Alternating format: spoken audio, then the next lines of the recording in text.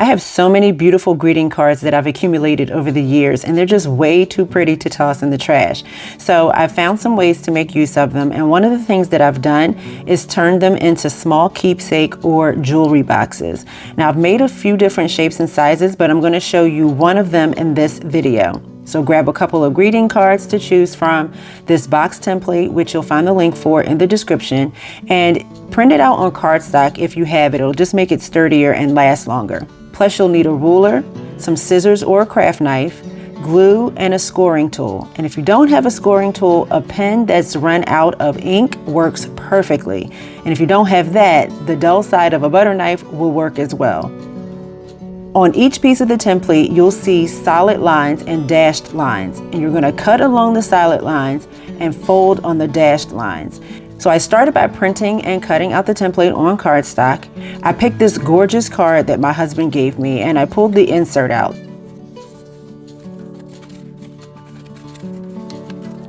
These things are glued in there really well. As you can see, it ripped the surface of the card. But I just put that aside to use later on in this project.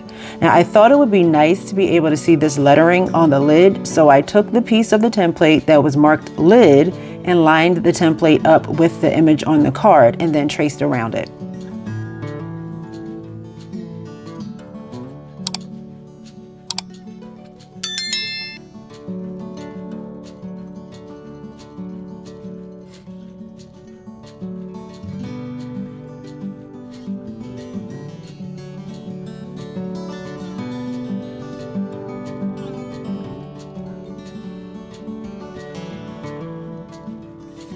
Then I took the other piece of the template. I found a spot on the inside of the card that I thought would do well for the base of the box, and then I traced that.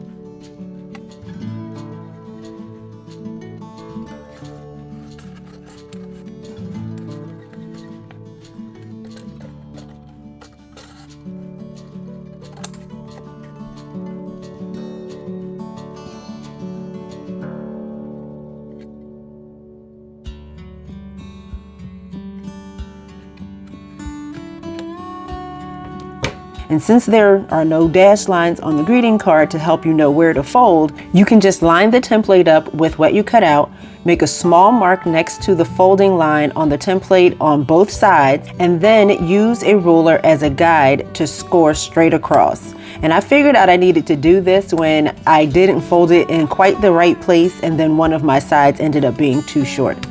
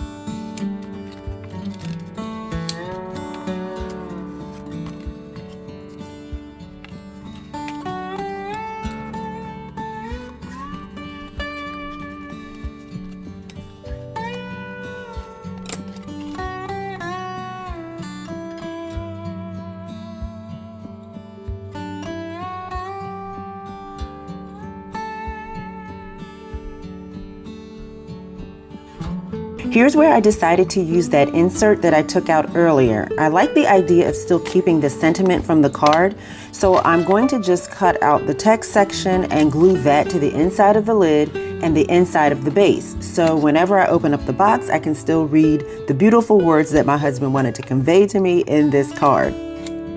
I used the cutter to make sure the sides were straight, but somehow they were still slanted, so I had to keep cutting to fix it. And you can use corner punches if you have them to make it look more decorative, or you can just keep it simple.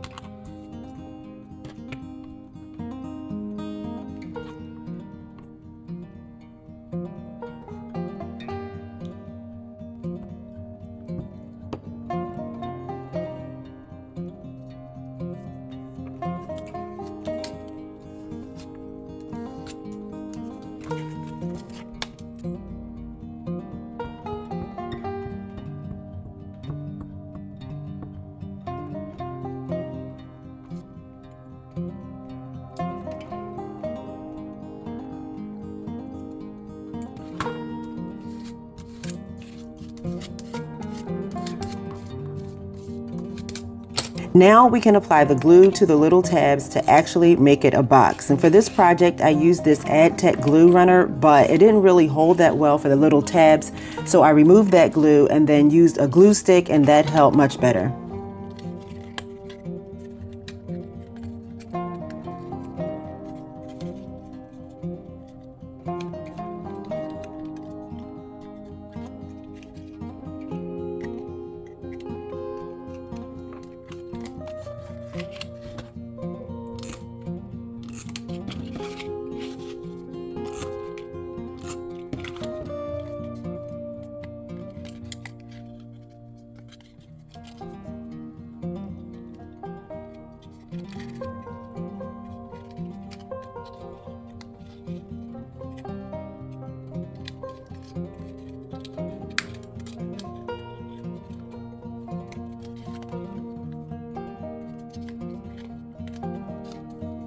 And that's it, one pretty card, one custom little box. And these make adorable jewelry boxes for gift giving, or just keeping your own jewelry and heirlooms, or special notes or ticket stubs, or even just to keep small items like safety pins and hairpins in control.